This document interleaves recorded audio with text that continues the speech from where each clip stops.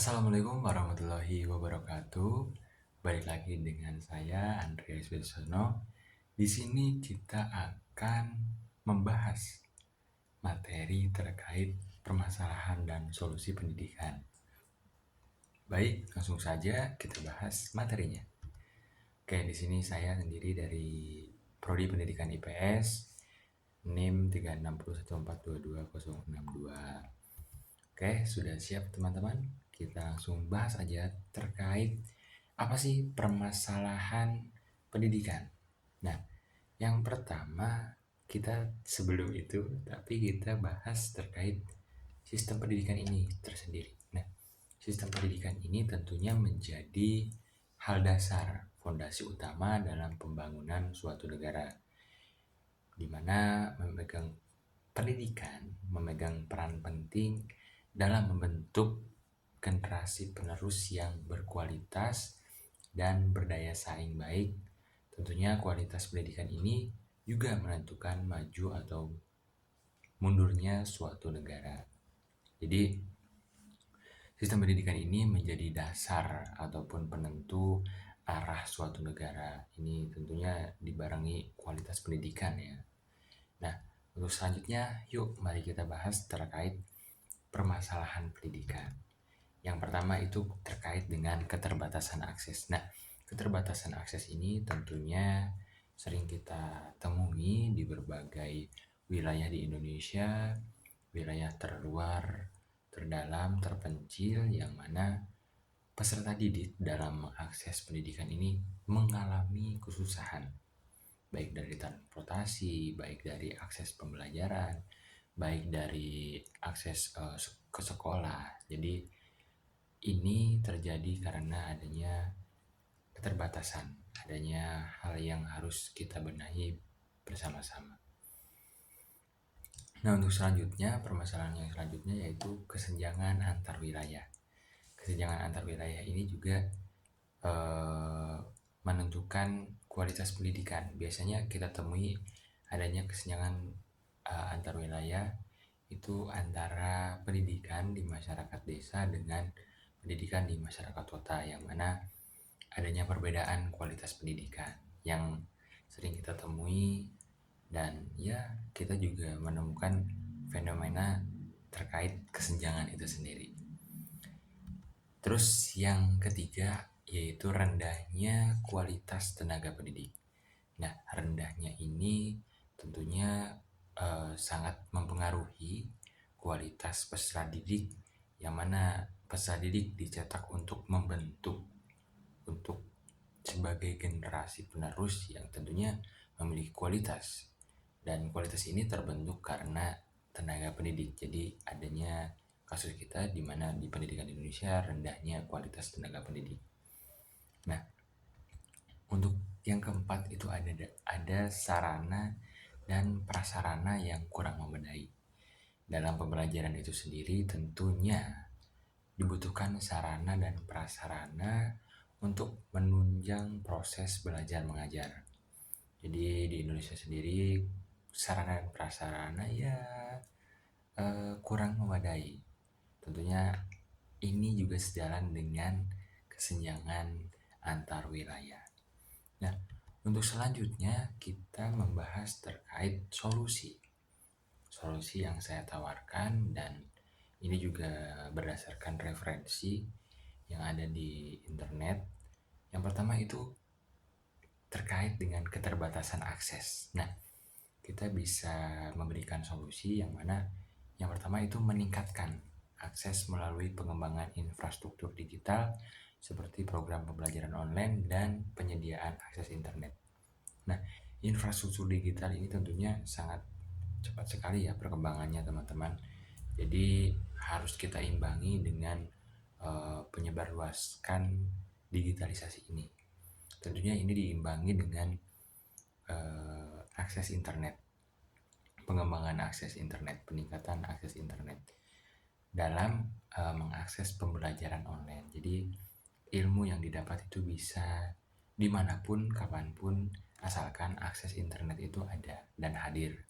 Nah, untuk selanjutnya membangun sekolah. Nah, Membangun sekolah ini tentunya akan menjadi pusat pembelajaran, yang mana daerah terpencil, terluar, dan terdalam itu mampu mengakses secara bersama, mampu mengakses pendidikan yang setara gitu. Nah, untuk selanjutnya memberikan bantuan transportasi. Tentunya memberikan bantuan ini dalam upaya meminimalisir keterbatasan akses pendidikan. Yang mana tadi saya melihat fenomena yang ada bahwasanya ada peserta didik yang sampai berjalan 2 jam untuk ke sekolahnya, kemudian dia menyeberangi sungai. Jadi adanya keterbatasan akses itu sendiri. Dengan hadirnya bantuan transportasi, setidaknya meminimalisir terjadinya keterbatasan akses. Nah, terus selanjutnya solusi kesenjangan antar wilayah. Yang pertama itu mengoptimalkan dan menyebarluaskan tenaga pendidik.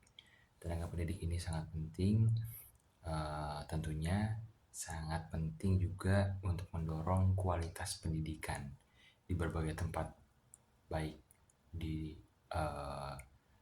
terpencil, terdalam, terluar, baik di kota maupun desa. Jadi mengoptimalkan dan menyebarluaskan tenaga pendidik ini juga harus dibarengi dengan subsidi ataupun bantuan kepada daerah-daerah tertentu, sehingga tidak adanya kesenjangan ataupun perbedaan antar wilayah baik desa maupun kota.